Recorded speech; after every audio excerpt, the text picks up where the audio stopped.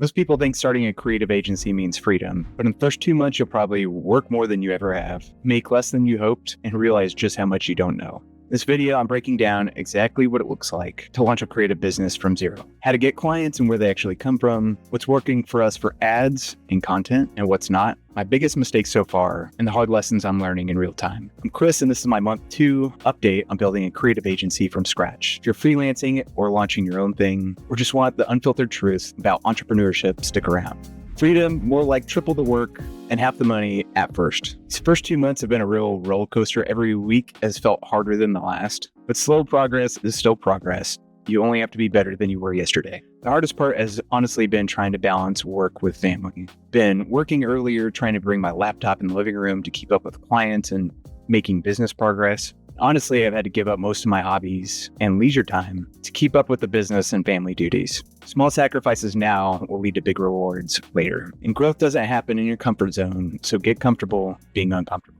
So what are you willing to sacrifice today to create the freedom that you want later?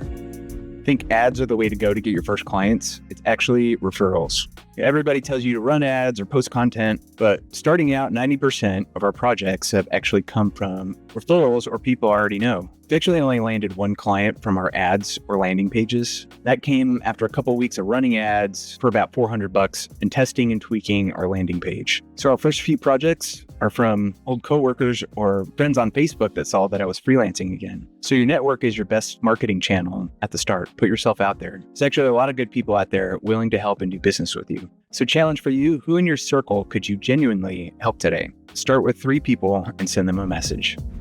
Most entrepreneurs fail from distraction and not lack of effort. Time is your most valuable resource, and the real trap isn't laziness, it's busyness. In month 2, I've realized it's very easy just to stay busy. I'm spending too much time on perfecting graphics, reworking headers, overthinking scripts, rewriting marketing plans, and getting way too hung up on the details in planning. Instead of doing the stuff that matters, like putting yourself out there and reaching out to people. I once spent 4 hours redesigning a simple social graphic, something that I should have only spent 20 minutes on. And in the end, that post got almost no engagement. Meanwhile, I had a list of potential clients that I could have been reaching out to instead. The lesson is not about perfecting every little detail. Find the balance between quality and speed, and focus on actions that actually grow your business. Progress over perfection every time. Focus on what brings in revenue and what builds trust at first. Challenge question for you, what task are you avoiding that would actually grow your business today?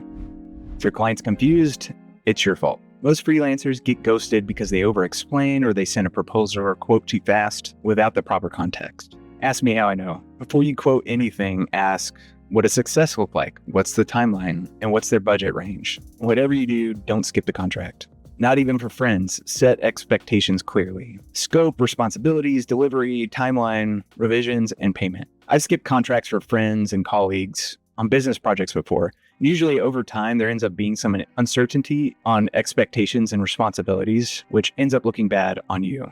So lesson learned, you're not just selling services, you're selling clarity, structure, and peace of mind. So when was the last time you clarified what success looks like for your client? What would you ask them differently next time?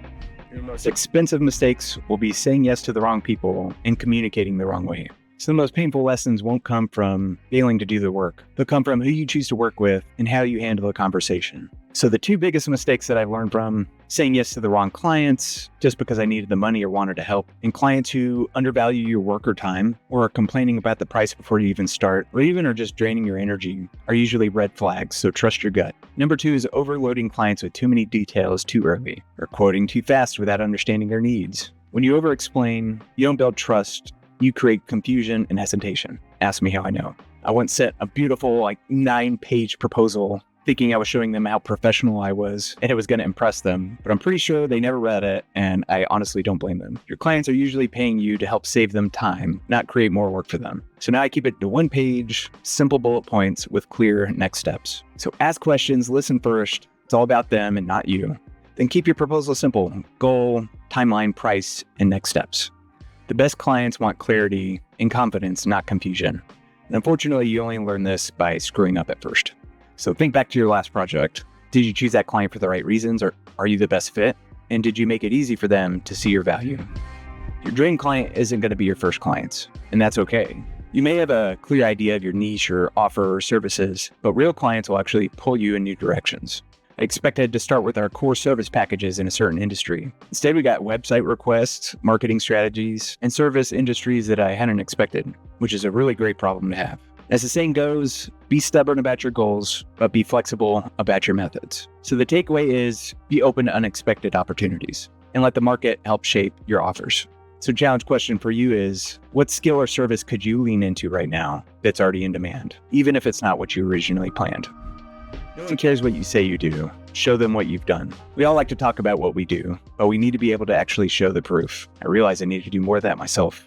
It can be tough too because I've made hundreds of ads and brand videos in my career, but legally I can't show most of them on my business website. Now I'm going back to gather data and results from older freelance clients and turning them into actual proofs. And honestly, I wish I had kept better track of it all from the start. So try to document all the projects that you work on so you have proof to show later. It's especially helpful for landing pages. Here are a few tips that have helped with conversions on our landing pages. Make it very clear about the value that you're providing. Have simple forms on your page. Don't overcomplicate it. Have one main strong call to action, and videos plus testimonials will equal better conversions, especially with video. Video can boost conversions by up to 86%. And targeted ads usually always outperform better than boosted posts. So we've only spent about $400 testing a couple ads. They're working, but we realize our landing page isn't converting enough yet, and that's where we need to improve. Ideally, 2 to 5% of visitors should be converting or engaging on your landing page. So don't just market, document, improve. So challenge for you is, what's one piece of real proof that you can gather this week? And how will you share it with your audience? If it feels messy, you're probably doing it right. First couple months, I felt like chaos. And that's normal, that's growth. So here's what's helped me keep moving forward. Despite doubt, depression, uncertainty, I want to stay flexible. 2, focus on warm leads and reaching out to people in your circle. 3, don't be afraid to say no to red flags. 4 is deliver value above all and keep your clients' needs in mind. 5 is build and show your proof. 6 is be humble and learn fast. 7 is try to stay excited about the work that you're doing. And lastly, 8 is remember why you started this journey. I was burnt out in week 5. I felt like I wasn't doing enough, even though I was working 12-hour days. But it's good to take a step back and actually track your progress. We've been getting about 1 new project a week. We've made 8 new client connections, 3 new websites, multiple ads tested, and figuring out entrepreneurship on the fly. It's all about learning and slow and steady growth. So messy is normal, and don't quit in the middle of the process. So what lesson is your current chaos trying to teach you? Write it down and take 1 step forward. Starting a business isn't meant to be easy, and that's what makes it worth it. If you found this helpful, follow along for some more practical advice and insight on building your creative business from zero. Drop your questions or share your journey in the comments. I'd honestly love to hear your story and connect. So stay strong, don't give up, and happy creating, y'all.